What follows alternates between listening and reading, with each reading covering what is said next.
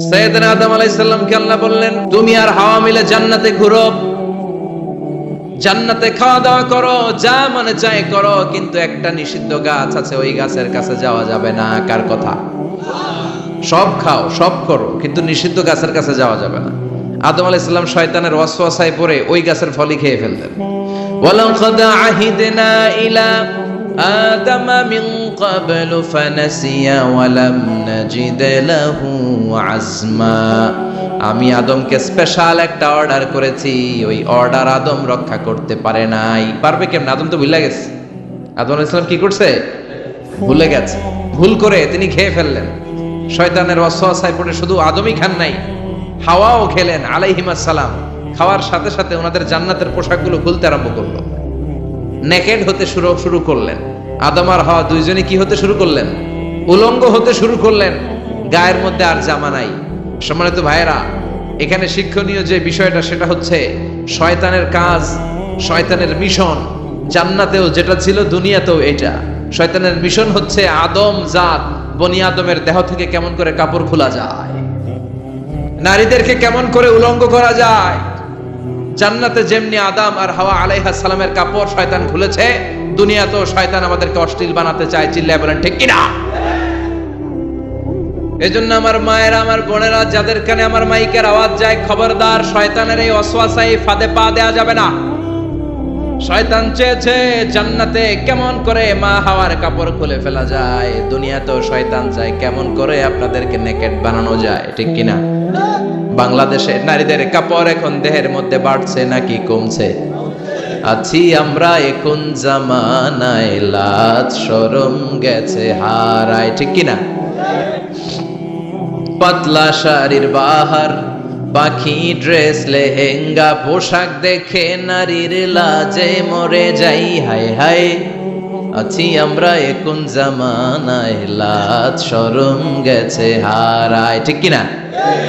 পোশাক আশাক নারীদের খাটো হতে শুরু করেছে, এটা শয়তানের মিশন। এজন্য মায়েরা বোনেরা খবরদার, পোশাককে ছোট করবেন না, খাটো করবেন না, হেজাব পরবেন। এই হেজাবকে ফরজ করেছে কে? এই হেজাব আপনার অধিকার, আপনার অধিকার আপনি বুঝে নেন।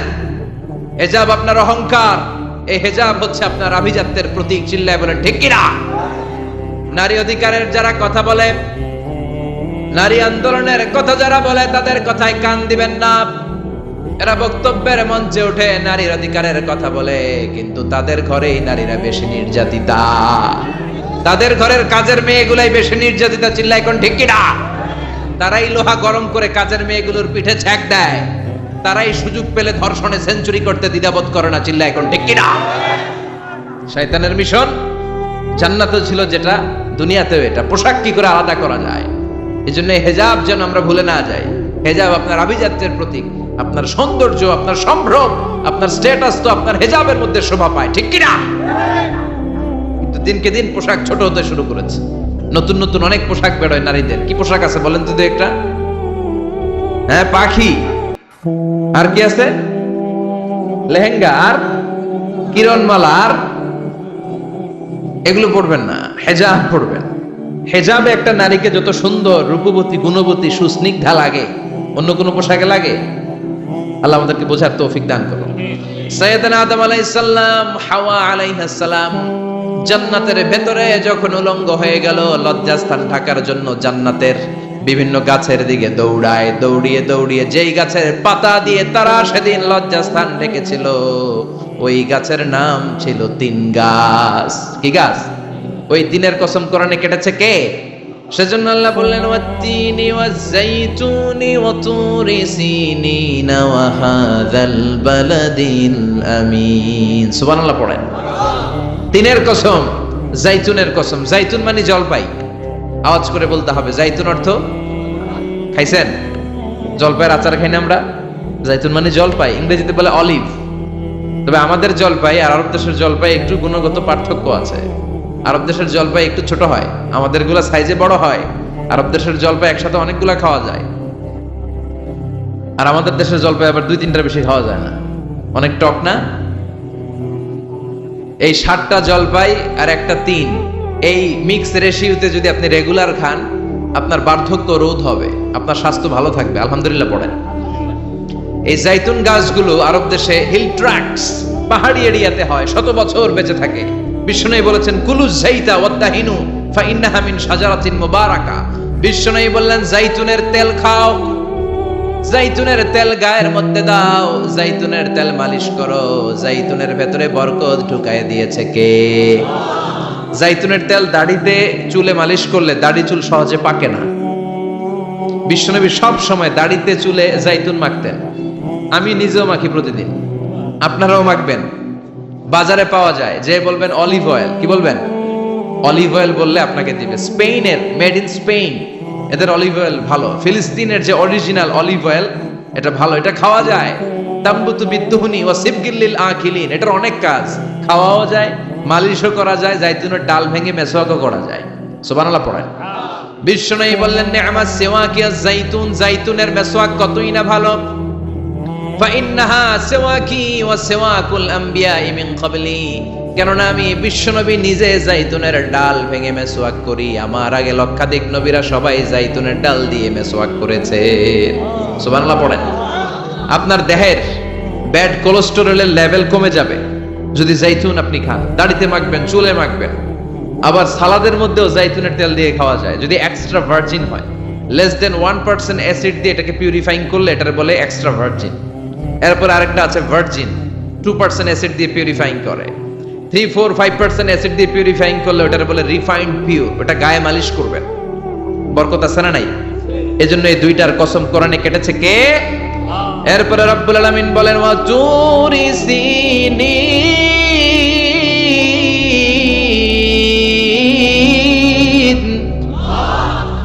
আমি তিন আর জাইতুনের কসম যেমনি কোরআনের মধ্যে করলাম, সাথে সাথে তুর পাহাড়ের কসম কাটলাম। সুবহানাল্লাহ পড়েন। সাউথ সাইনা, দক্ষিণ সিনাইয়ে এই তুর পাহাড়ের অবস্থান। মিশরে দুইটা জেলা আছে, উত্তর সিনাই, দক্ষিণ সিনাই। এই দক্ষিণ সিনাইতে 2285 মিটার উঁচু এই পাহাড়। সাইয়েদনা মুসা আলাইহিস সালাম এই পাহাড়ে উঠে কথা বলতেন কার সাথে? তাওরাতের মতো কিতাবকে আল্লাহ তাআলা কাঠের তক্তার মধ্যে লিখে এই পাহাড়ের উপর নাজিল করেছে। কাঠের তক্তা চিনেন? কাঠ দিয়ে মোটা মোটা তক্তা বানায় না? আল্লাহ নিজ হাতে তাওরাত লিখে এই কাঠের তক্তাগুলো সাইয়েদনা মুসা আলাইহিস সালামকে দিলেন, বললেন যাও, এটার মধ্যে হেদায়েত আছে, নূর আছে, বুরহান আছে, নিয়ে যাও, বনি ইসরায়েলের কাছে দাওয়াতের বাণী পৌঁছে দাও, তুমি বার্তাবাহ, যাও। সাইয়েদনা মুসা আলাইহিস সালাম দেখলেন ছোট্ট ছোট্ট কিছু কাঠের ফলকার তক্তা, ভাবলেন কাঁধের মধ্যে তুলে নিয়ে যাই, এর চেয়েও কত ভারী ভারী জিনিস আমি মুসা কাঁধের মধ্যে তুলে বেড়াই। কিন্তু সাইয়েদনা মুসা আলাইহিস সালাম তক্তার মধ্যে হাত দিয়ে দেখে কাঁধে উঠাবে তো দূরের কথা, নাড়াতেই পারে না। সুবহানাল্লাহ পড়ে। কাঁধে উঠাবে তো দূরের কথা, কি করতে পারে না? নাড়াতেই পারে না। মুসা আলাইহিস সালাম ভাবলেন এদিক দিয়ে মনে হয় শক্ত, ওদিকে মনে হয় নরম, ওদিক দিয়ে ধরি, ওদিকে টান দেয়, ওদিকেও নড়ে না, মাঝখানে ধরে টান দেয়, নড়ে না। ঘটনা কি? এর চেয়ে কত বড় তক্তা কাঁধে লয়ে ঘুরি, আর এগুলো নড়ে না কেন? আল্লাহ জিব্রাইলরে বলেন না একটু হেল্প করতে? আল্লাহ বললেন যাও, তোমারে হেল্প করতে কইছে। মুসা আলাইহিস সালাম বললেন ভাই জিব্রাইল তুমি এদিক দিয়ে ধরো, আমি ওদিক দিয়ে ধরি। আমরা এরকম ধরে বলি না মারো টান হেইয়ো, এই দুইজনে হেইয়ো হেইয়ো শুরু করছে, কিন্তু তক্তা নড়ে না। মুসা আলাইহিস সালাম বললেন চলো পজিশন চেঞ্জ করি, তুমি এদিকে আমি ওদিকে, মারো টান আরো জোরে, কিন্তু তক্তা নড়ে না। মুসা আলাইহিস সালাম বললেন আল্লাহ জিব্রাইলের যে সঙ্গী ফেরেশতা 11 বলো না একটু হেল্প করতে। আল্লাহ বলে যাও হেল্প করে আসো। এবার সবাই মিলে মারো টান আরো জোরে, গায়ে যত জোর আছে। মুসা আলাইহিস সালাম তক্তা ধরে টান দিলেন, টানের চোটে প্রত্যেকটা লোমকূপ দিয়ে ঘাম বেরোতে শুরু করেছে। এক একটা টানে কোমরের রক ছিঁড়ে যাওয়ার অবস্থা, কিন্তু তক্তা নড়ে। আল্লাহ ডেকে বললেন মুসা রক ছিঁড়ার দরকার নাই, আর ঘেমে অস্থির আর ঘর্মাক্ত হওয়ার দরকার নাই। আসলে তক্তার এত ওজন না, কিন্তু তক্তার মধ্যে যেই বাণীগুলো আছে বাণীগুলো কার? এটা আমার বাণী রে মুসা, এগুলো আমার কথা, এগুলো আমার দেওয়া কিতাব, এগুলো সাধারণ দুনিয়ার বাণী নয়, সাধারণ কথা নয়। এই জিনিসটা বোঝাবার জন্য তক্তার ওজন আমি বাড়িয়ে দিয়েছি। এবার ফেরেশতার সাহায্যের দরকার নাই, নিজেই টান দাও, দেখবা উঠাতে পারবা। সাইয়েদনা মুসা আলাইহিস সালাম এখন থেকে টান দিয়ে কাঁধে নেওয়া যায়। সুবহানাল্লাহ পড়েন। এই যে তুর পাহাড় তিনি মুসা আলাইহিস সালামকে দিয়েছিলেন, যেই পাহাড়ের উপরে, পাহাড়টার নাম তাওরাত কিতাব যে তিনি দিয়েছিলেন, যে পাহাড়ের উপরে, ওই পাহাড়টার নাম কি? তুর পাহাড়। বিশ্বনবী মেরাজে যখন গিয়েছিলেন, সাইয়েদনা জিব্রাইল এই তুর পাহাড়ে বিশ্বনবীকে নামিয়ে বললেন, অন্ধকার, ইয়া রাসূলুল্লাহ উদউল্লাহ, আল্লাহর কাছে দোয়া করেন। বিশ্বনবী বললেন, জিব্রাইল দোয়া করলাম, কিন্তু কোন জায়গায় কোন পাহাড়ের উপরে আমারে নামালাম? আমি তো এলাকা চিনি না, পাহাড় চিনি না, কোন পাহাড় এটা? সাইয়েদনা জিব্রাইল বললেন, নবী হাদিহি জাবাল মুসা তুরে সাইনা, এটা আপনার ভাই মুসার পাহাড়, তুর পাহাড়। সুবহানাল্লাহ। এটার চূড়ায় বিশ্বনবী দোয়া করেছেন। এবং ইয়াজুজ মাজুজের আক্রমণ থেকে বাঁচার জন্য ঈসা আলাইহিস সালাম কিয়ামতের আগে সব মুমিন বান্দাদেরকে নিয়ে তুর পাহাড়ের উপরে উঠবে। সুবহানাল্লাহ পড়েন। আমি নিজেই তুর পাহাড়ের উপরে উঠছি 2 বার জীবনে। আমি মিশরে ছিলাম তো, ওখানে আমি শিক্ষা সফরে 2 বার আমরা প্রায় তুরে সাইনাতে সফর করতাম। ঠান্ডা একটা এলাকা, মিশরে, পুরো মিশরে গরম, ওদিকে ঠান্ডা। 3 ধর্মের লোকদের জন্য এটা একটা তীর্থস্থান, সবাই যায়। ইহুদিরা যায়, খ্রিস্টানরা যায়, আমরাও যেতাম। মাঝরাতে তুর পাহাড়ে উঠতে হয়, ফজরের সময় পৌঁছতে হয়, আবার 7টা 8টার দিকে ব্যাক করতে হয়। 10টা 11টার পরে সূর্যের তাপে পাথরের পাহাড় এত গরম হয়, ওখানে কোনো মানুষ দাঁড়িয়ে থাকতে পারে না। আমরা উঠতেছি কাঁধের মধ্যে ব্যাগ নিয়ে, খ্রিস্টানরা উঠতেছে, ইহুদিরাও উঠতেছে। ওটার উপরে খ্রিস্টানদের একটা চার্চ আছে, গির্জা। ইহুদিদের আছে একটা ছোট্ট সিনাগগ। ইহুদিরা যে জায়গায় নামাজ পড়ে ওটারে কি বলে? সিনাগগ। খ্রিস্টানরা যেটাতে নামাজ পড়ে ওটারে বলে চার্চ, গির্জা। আর আমরা যেটাতে নামাজ পড়ি মসজিদ। আমাদেরও একটা মসজিদ আছে ছোট। ফজরের সময় উঠলাম, উঠে তাকিয়ে দেখি সূর্য কিরণে পুরো তুর পাহাড়ের সিলসিলাতুল জিবাল, পাহাড়ি রেঞ্জ ঝিকিমিকি আলোতে সূর্যের কিরণে চমৎকার এক আভা, রক্তিম আভা ধারণ করেছে। সবাই মিলে আল্লাহর কাছে দোয়া করলাম। এই তুর পাহাড়ের কসম কেটেছে কে? রব্বুল আলামিন বলেন, ওয়াত-তিনি ওয়াজ-যাইতুনি ওয়া তুরি সিনিন ওয়া হাযাল বালাদিল আমিন। তিনের কসম, জাইতুনের কসম, তুর পাহাড়ের কসম, আর এই নিরাপদ শহরের কসম। এই নিরাপদ শহর দ্বারা উদ্দেশ্য হচ্ছে মাক্কাতুল মুকাররমা। নিরাপদ শহর দ্বারা কোন শহর উদ্দেশ্য? মক্কা। যে মক্কার আগের নাম ছিল বাক্কা। মক্কার আগের নাম সবাই বলেন বাক্কা। মক্কার নামে আল্লাহ কোরআনে একটা সূরা দিয়েছে, সূরার নাম সূরাতুল বালাদ। লা উকসিমু বিহাযাল বালাদ ওয়া আনতা হিল্লুম বিহাযাল বালাদ। সুবহানাল্লাহ পড়েন। আবার এই শহরের নাম দিলেন আল্লাহ উম্মুল কুরা, জনপদ সমূহের মা। এই শহরের মধ্যে যারাই প্রবেশ করবে নিরাপত্তা দিবে কে? আবার এই শহরের মাঝখানে আল্লাহ এমন একটা ঘর তৈরি করেছে, গোটা বিশ্বের সব মুসলমান ওই ঘরের দিকে মাথা নুইয়ে সিজদায় লুটিয়ে পড়ে। সুবহানাল্লাহ পড়েন। ইন্না আউওয়ালা বাইতি উদিআ লিন-নাস লাল্লাযী বিবাক্কাতা মুবারাক। এই কাবা ঘরকে কেন্দ্র করে প্রতিদিন 120টা রহমত নাজিল হয়। চিল্লায় বলেন তো কয়টা? 60 লিত তাইফিন, 60টা রহমত যারা তাওয়াফ করে তাদের জন্য। 40 লিল মুসাল্লিন, 40টা রহমত যারা নামাজ পড়ে তাদের জন্য। 60 আর 40 কত? বাকি আছে কয়টা? ওয়াল 20 লিন-নাযিরিনা ইলাল কাবা, বাকি 20টা রহমত যারা তাওয়াফও করে না, নামাজও পড়ে না, শুধু কাবার দিকে তাকিয়ে থাকে। সুবহানাল্লাহ পড়েন। আবার কাবার 4টা কর্নার আছে। একটা কর্নারের ভেতরে একটা পাথর আছে, এটাকে বলে ব্ল্যাক স্টোন কর্নার, হাজরে আসওয়াদের পাথর। এই পাথরে যেই চুমু দেয়, পাথর ওই চুমু দানকারীর জীবনের সব গুনাহ টেনে শুষে সব নিয়ে যায়। কিয়ামতের দিন আল্লাহ হাজরে আসওয়াদের 2টা ঠোঁট দিবেন, 2টা চোখ দিবেন, আর দাঁড় করিয়ে দিবেন। আল্লাহর সামনে দাঁড়িয়ে দাঁড়িয়ে হাজরে আসওয়াদ সুপারিশ করবে। আল্লাহর কাছে বলবে, আল্লাহ এই লোকটা আমারে চুমু দিয়েছে, তার জন্য জাহান্নামের আগুন হারাম করে দাও। এই হাজরে আসওয়াদ পাথরের জন্য আমরা চুমু দিতে পারি, আল্লাহ তৌফিক দাও। জোরে বলেন আমিন।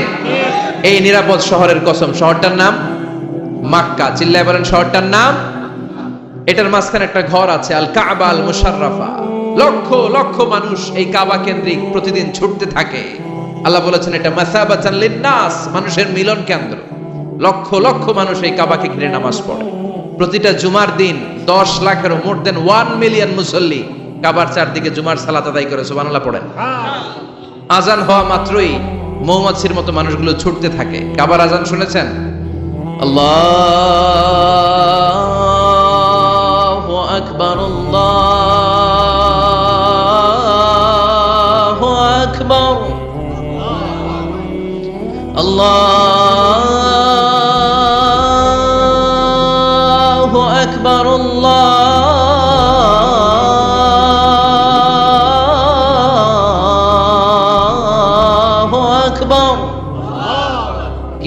আজান কাবার আজান, আজান হতে দেরি, আজান হতে দেরি। যদি 20-30 তলা হোটেলের কোনো ছাদ থেকে আপনি খেয়াল করেন, দেখবেন মৌমাছির মতো ডানে বায়ে সামনে পেছনে চারিদিক থেকে শারে আল হিজরা দিয়ে, শারে আজিয়াদ রোড দিয়ে, গাজ্জা দিয়ে, জারওয়াল দিয়ে, মেসফালা দিয়ে, ইব্রাহিম খালিলি দিয়ে মানুষগুলো কাবার দিকে ঢুকতে শুরু করেছে, ঠিক কিনা? আবার বিশ্বনবী বলতেন, মক্কা তো হাব্বুল বিলাদ ইলাইয়া, মক্কা শহর আমার কাছে সব চাইতে প্রিয় শহর। লাউলা উখরিজিতু লামা খারাজতু, মক্কার কুরাইশরা কাফেররা যদি এই শহর থেকে জোর করে আমারে বের করে না দিত, আমি কোনোদিন মক্কা ছেড়ে দূরে যেতাম না। সুবহানাল্লাহ পড়ে। বিশ্বনবীর জন্মস্থান এই শহর, যেখানে বিশ্বনবী জন্মেছেন ওইখানে আছে মাকতাবা, লাইব্রেরি। কি আছে? হজ উমরা যারা করেছেন তারা দেখবেন ওখানে গেলেই ফ্রিতে বই দেয়। কি দেয়? বিশ্বনবীর জন্মস্থানে গেলে যেই ভাষার হন, বাঙালি গেলে বাংলায়, ইংরেজ গেলে ইংরেজিতে, পাকিস্তানিরা গেলে হিন্দিতে, সবাইকে ফ্রিতে বই দেয়া হয়। তার মানে বিশ্বনবীর জন্মস্থানে গেলেই বই পাওয়া যায়, ঠিক কিনা? বিশ্বনবীর জন্মস্থানের ঠিক পাশেই আবু জাহেলের জন্মস্থান। ওইখানে কি আছে জানেন? হ্যাঁ, হাম্মাম আবি জাহাল। বাঙালি হাজিদের বুক ভরা ঘৃণা তার জন্য। বাঙালি হাজিরা বলে, আবু জাহিল্লার টয়লেট কই, যাইয়া সব ভরাই দিয়ে আসুন। জেদ্দাতে নেমেই খুঁজতে আরম্ভ করে, আবু জাহিল্লার টয়লেট কই। সবাই বলে, এই না জেদ্দায় আসলেন, মক্কা তো 80 কিলো দূরে, আপনি যাবেন, ওমরা করবেন, বিশ্রাম নেবেন হোটেলে, এরপরে জিয়ারা যখন করায় তখন ওখানে নেয়। কিন্তু নাইম্মা কই আবু জাহিল্লার টয়লেট কই। কি ক্ষোভ তার প্রতি, না? কি ক্ষোভ আর ঘৃণা! আর বিশ্বনবীর জন্য অন্তর ভরা ভালোবাসা আছে না নাই? এজন্য ইসলাম হচ্ছে শান্তির ধর্ম। জঙ্গিপনা যারা করে, সন্ত্রাসবাদের কথা যারা সমাজে উস্কে দেয়, তাদের জন্য ইসলামে কোনো শান্তি নাই। আবু জাহেল ছিল সন্ত্রাসদের লিডার, ঠিক কি না? Leader of the all terrorist, কুখ্যাত ইন্টারন্যাশনাল সন্ত্রাসী আবু জাহেল। আর বিশ্বনবী ছিলেন মুজাহিদ। বিশ্বনবী কি ছিলেন? মুসা আলাইহিস সালাম ছিলেন মুজাহিদ। ফেরাউন ছিল কুখ্যাত সন্ত্রাসী আর জঙ্গি, ঠিক কিনা? সাইয়েদনা ইব্রাহিম ছিলেন মুজাহিদ আর নমরুদ ছিল জঙ্গি, ঠিক কিনা? যারা ইসলামের পক্ষে কথা বলে তারা মুজাহিদ, আর যারা ইসলামের বিপক্ষে তারা সন্ত্রাস আর জঙ্গি। চিল্লায় বলেন ঠিক কিনা? সে আল্লাহ ডেকে বললেন, গোলামুদ্দিনি ওয়াজ-জাইতুনি ওয়া তুরি সিনিন ওয়া হাদাল বালাদিল আমিন। 3 ফলের কসম, জাইতুনের কসম, তুর পাহাড়ের কসম, বিশ্বনবীর জন্মস্থান মক্কাতুল মুকাররমার কসম। 4টা জিনিসের কসম কেটেছে কে? আল্লাহ। কয়টা জিনিসের? 4টা জিনিসের কসম কেটে আল্লাহ একটা কথা বলবেন। ওই কথাটার গুরুত্ব বেশি না কম? লাকাদ খালাকনাল ইনসানা ফি আহসানি তাকওয়িম। সবাই পড়েন, লাকাদ খালাকনাল ইনসানা ফি আহসানি তাকওয়িম। নিশ্চয় আমি মানুষের চেহারাটারে, আকৃতিটারে বড্ড চমৎকার আকৃতি দিয়ে তৈরি করেছি। সুবহানাল্লাহ। মানুষের মতো কোনো সুন্দর প্রাণী পৃথিবীতে নাই, আছে? গরু দেখবেন সবগুলোর চেহারা একরকম। কুকুরের অলমোস্ট সব কুকুরের কেন্দ্রীয় চেহারা এক, সব ছাগলের কেন্দ্রীয় চেহারা এক, কিন্তু একটা মানুষের সাথে আরেকটা মানুষের চেহারা মিলে। আমার সাথে হুজুরের চেহারার মিল আছে, হুজুরের সাথে ভাইয়ের, ভাইয়ের সাথে আপনার। 700 কোটি মানুষ নাকি পৃথিবীতে এখন আছে। এই 700 কোটির সাথে একটার লগে আরেকটার মিলে কত 700 কোটি ময়রা কবরে ভূত হয়ে রয়েছে। একটার সাথে আরেকটার মিল ছিল। আরো কত 700 কোটি যে কিয়ামতের আগে আসবে, একজনের সাথে আরেকজনের চেহারার কোনো মিল খাবে? এরপর আপনি হিউম্যান অ্যানাটমি নিয়ে গবেষণা করেন, পায়ের পাতা থেকে শুরু করে মাথার তালু পর্যন্ত একটার পর একটা অঙ্গ এমন ভাবে আল্লাহ তৈরি করেছে, পৃথিবীর কোনো ডিজাইনারের কোনো ডিজাইন দ্বারা এটাকে মাপজোক আর পরিমাপ করা সম্ভব না। চিল্লায় বলেন ঠিক কি না? এজন্য আল্লাহ বললেন, লাকাদ খালাকনাল ইনসানা ফি আহসানি তাকওয়িম। মানুষকে চমৎকার আকৃতি দিয়ে তৈরি করেছে কে? আমাদের যে অঙ্গটা ঠিক যেখানে বসানো দরকার, ঠিক সেই অঙ্গটা আল্লাহ তাআলা ওইখানেই বসিয়েছে, ঠিক কি না? আল্লাহর সৃষ্টির মধ্যে কোনো খুঁত ধরার, ভুল ধরার ক্ষমতা কারো আছে? এক লোক বট গাছের তলায় বসে বিশ্রাম নিচ্ছে, আর বট ফল দেখে অবাক যে এত মোটা বট গাছ, ফলগুলো এত ছোট। বট ফল ছোট হয় না নাকি এত বড়? আর পাশেই ছিল কুমড়া গাছ, লাউ গাছ। আল্লাহরে গালে দিতেছে, আল্লাহর কি রুচি! চিকন চিকন কুমড়া গাছ, চিকন চিকন লাউ গাছ, এত বড় ফল। আর ইয়া মোটা বট গাছ এতটুকু ফল। আল্লাহর গালি দিতে দিতে ঘুমায় গেছে। আল্লাহরে গালি মারতে মারতে কখন যে ঘুমায় গেছে নিজেও জানেন। হঠাৎ একটা বট ফল পড়ছে একেবারে নাকে, লাফ দিয়ে উঠেছে। উঠে দেখে নাক দিয়ে রক্ত বেরোচ্ছে, ব্লিডিং। নাকের রক্ত মুছে আর পড়তে আরম্ভ করছে আলহামদুলিল্লাহ। কি পড়ে? মনে মনে কয় আল্লাহরে কেন গালি দিলাম, ওই কুমড়া যদি এইখানে হইতো, ওই লাউ যদি এইটার উপরে হতো, কুমড়া যদি একটা নাকের উপরে পড়তো, আমি নিজেই কুমড়া হয়ে যাইতাম। ঠিক কিনা? সুবহানাল্লাহ পড়েন। মা খালাকতা হাদা বাতিলা। এমনি এমনি আল্লাহ কিছু বানায় নাই, যেখানে যেটা যতটুকু দরকার সেটা করে দিয়েছে কে? চোখ যেখানে থাকা দরকার চোখ দিছে কে? নাক যেখানে দরকার নাক দিছে কে? চোখ কান এদিকে না হয়ে যদি অন্যদিকে হয়তো সুবিধা হইতো। চোখ দুইটা মনে করেন এদিকে নাই, আছে এদিকে, এদিকে একটা চোখ, এদিকে সুবিধা হইতো। খাওয়ার সময় আমরা প্রথমে দেখি, নাক দিয়ে শুকি, তারপরে মুখে মারি, ঠিক কি না? তো চোখ যদি পিছনে হইতো প্রত্যেকটা খাবার নিয়ে চোখটা দেখানো লাগতো এইভাবে, তাই না? নাকও যদি এইখানে না হয়ে এদিকে নাকটা হইতো, খাবার নিয়ে ঘ্রাণ শুকতে চাইলে পেছনে নিয়ে। দেখেন কি সেটিং। চোখ যদি এইখানে না থেকে মাত্র 2 ইঞ্চি উপরে যদি আল্লাহ দিত, এদিকে একটা চোখ এদিকে একটা চোখ, সেজদা দিতে পারতেন? চোখ বন্ধ করে সেজদা দেওয়া লাগতো, ঠিক কিনা? ফুটবল খেলতে পারতেন? ফুটবলে হেড দিলে ডিমের মতো পোষ হয়ে যেত চোখ দুইটা। সুবহানাল্লাহ পড়বেন না? দেখেন কানের কি সেটিং। কান যদি এইখানে না দিয়ে এই কানটা আল্লাহ এই বগলের নিচে দিত, আর এই কান যদি এই বগলের নিচে দিত, আজকে ওয়াজ শুনতেন কেমনে? এমনি। হাত তোলেন সবাই। 1.5 ঘন্টা আজারি সাহেবের আলোচনা এমনি থাকে। 1.5 ঘন্টা হাত দুইটা তুলে থাকা যায় তো? হাত নামাইলে ওয়াজ শোনা যায় না, হাত উঠাইলে শোনা যায়। সুবহানাল্লাহ পড়েন। যেখানে যেটা যেভাবে দরকার দিয়ে দিয়েছে কে? আবার এখানে এয়ার ক্যানেল দিলেন। অনেকে কয় এগুলা দিছে কেন? এই ক্যানেল কিন্তু দরকার। ক্যানেল না থাকলে আপনার কথা ঢুকবে না, আপনি বুঝবেন না। অনেকের এই কানের ডিফেক্ট আছে, ডিফর্ম বেবি, এই রোগ নিয়ে জন্মাইছে, কানে মেশিন লাগানো লাগে, এই ক্যানেলের সমস্যা। এটা কেটে দিলে আপনি কান কাটা রমজান। কান কেটে দিলে আপনি কান কাটা রমজান হয়ে যেতেন। এই ক্যানেল দিয়ে ঘুরে ঘুরে সাউন্ড ওয়েভ গুলো যায়, ফলে আমরা শুনতে পাই। এই ক্যানেল না থাকলে শুনতে পেতাম না। তার মানে মা খালাকতা হাদা বাতিলা, এমনি এমনি কিছু দেয় নাই। 206টা হাড্ডি দিয়ে আমাদের মানুষের দেহ, ছোট্ট হাড্ডিটা আল্লাহ দিয়ে দিছে এখানে। এটার ভিতরে একটা ড্রাম আছে, এটার বলে এয়ার ড্রাম। সাউন্ড ওয়েভ, শব্দ তরঙ্গ এয়ার ড্রামে নক করে, এরপরে outer air, middle air, inner air হয়ে ইলেকট্রিক্যাল সিগন্যালের মাধ্যমে যাই দেখে যায়, ব্রেনের সাথে কানেক্ট হতে হলে ইলেকট্রিক্যাল সিগন্যাল দিয়ে কানেক্ট হতে হয়।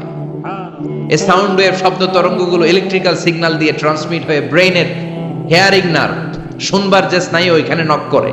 নক করা মাত্রই শব্দ তরঙ্গ আপনার শুনবার অনুভূতি জাগায়। এই সূক্ষ্মাতি সূক্ষ্ম কাজ কত ছোট্ট আর অল্প সময়ে করে দিচ্ছে কে? চোখ দিয়ে তাকানো মাত্রই দেখি কত রঙের রং দেখি। Human eyes can identify, can recognise more than 10 million colours. আমার কথা না, চক্ষু বিশেষজ্ঞদের কথা। মানুষের চক্ষু 10 মিলিয়নেরও বেশি রং, 1 মিলিয়নে 10 লাখ, 10 মিলিয়নে 1 কোটি, 1 কোটিরও বেশি ধরনের রং এই চোখ শনাক্ত করতে পারে। সাইজ মাত্র 2 মিলিমিটার। ছোট্ট এই চোখ দিয়ে এত কিছু দেখার সুযোগ দিয়েছে কে? এই দুটি চোখ দিয়েছি বলে দেখো যে কত অপরূপ নয়নাভিরা, খেতে খামারের জুড়াই জ্বালা বিধুর ধু, তোমার দেয়া চোখের শুকুর জানাবো তার ভাষা কই, যতই দেখি ততই যেন পলক ছাড়া চেরই। সুবহানাল্লাহ পড়ে। যতই দেখি ততই যেন পলক ছাড়া চেরই। এভাবে আমাদের দেহের প্রতিটি অঙ্গ সেটআপ করেছে কে? আল্লাহ। আল্লাহু আকবার। এজন্য রব্বুল আলামিন বলেন লাকাদ খালাকনাল ইনসানা ফি আহসানি তাকওয়িম, আমি মানুষকে সবচাইতে সুন্দর আকৃতিতে তৈরি করেছি। সুবহানাল্লাহ। আমরাই শুধু মাথা উঁচু করে দাঁড়াতে পারি, গরু এরকম মাথা উঁচু করে দাঁড়াতে পারে? গরুর মাথা নিচে, ছাগলের মাথা নিচে, সবার মাথা নিচে। মানুষই দুই পায়ে ভর করে শির দ্বারা মানে স্পাইনাল কর্ডের উপর টান টান হয়ে মাথাটা উঁচু করে এইভাবে দাঁড়ায়। পৃথিবীতে একটাই সৃষ্টি, এজন্য আল্লাহ সৃষ্টির নাম দিয়েছে আশরাফুল, যে মাখলুকাতের কাছে নূরের ফেরেশতাও সেজদা দিতে বাধ্য হয়েছে, ঠিক কিনা?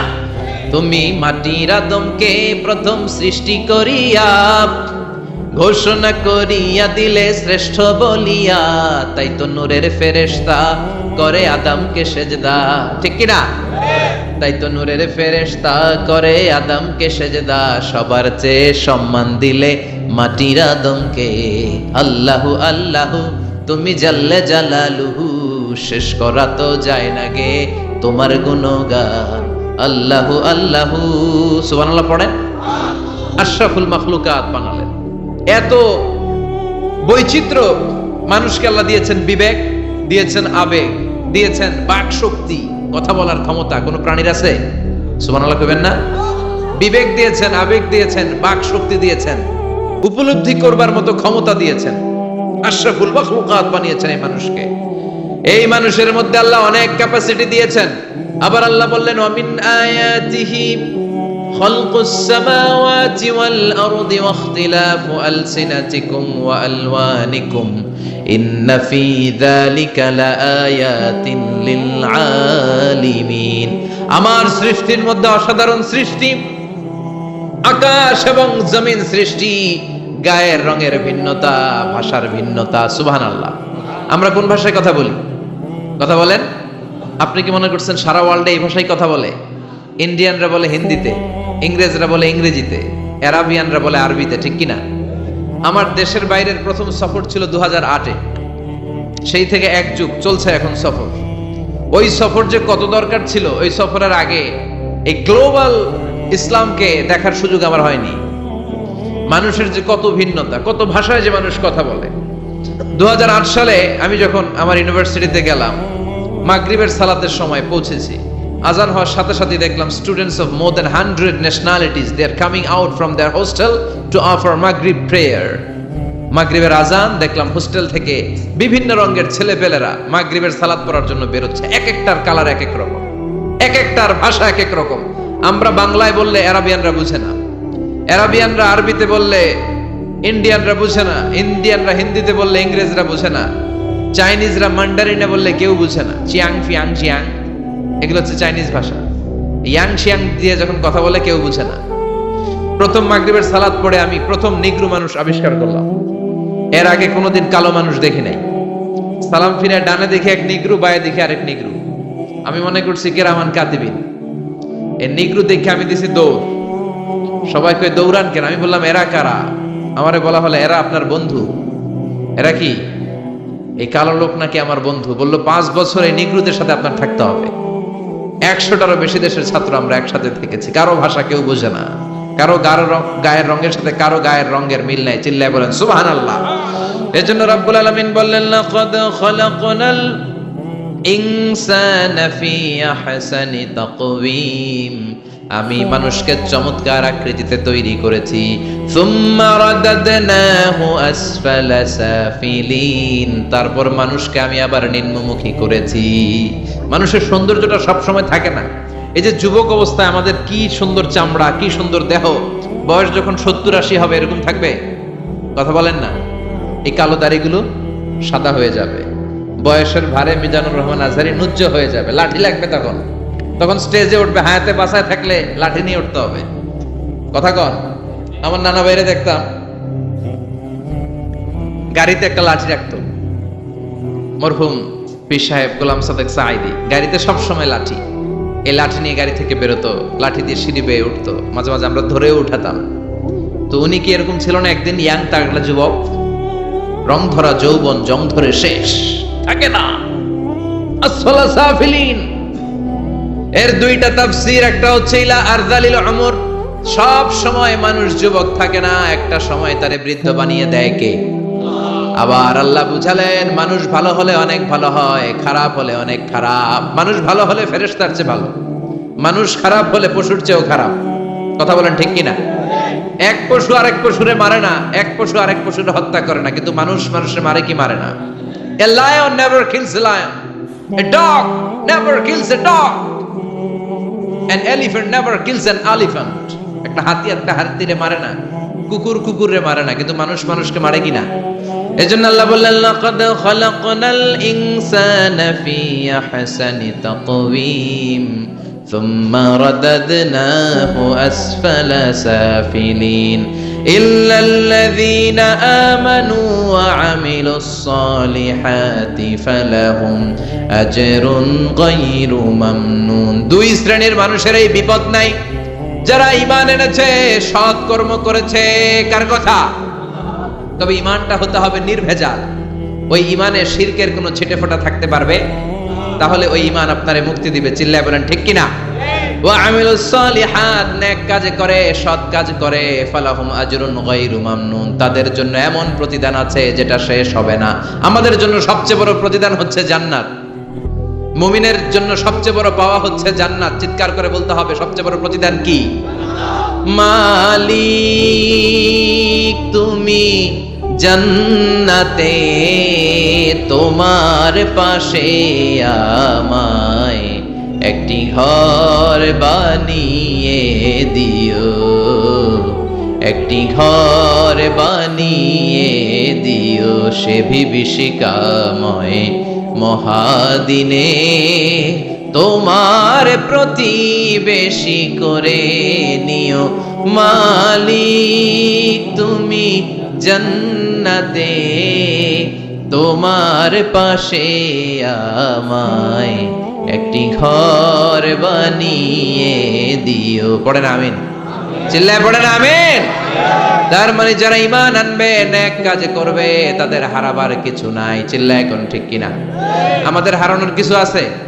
আমরা মল্লের শহীদ বাঁচলে, মল্লের শহীদ বাঁচলে, এজন্য ঈমানটা হতে হবে পাকা ঈমান। ঈমানদার কখনো পথ হারায় না। ঈমানদার ভরসা রাখে কার উপর?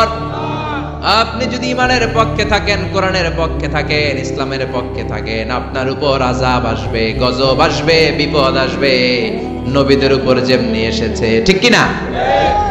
ঝুঁকি যদি আসে, ভয় যদি আসে, আপনার উপর আযাব যদি আসে, শাস্তি যদি আসে, অত্যাচার আসে, মুমিন কখনো ভয় পায়?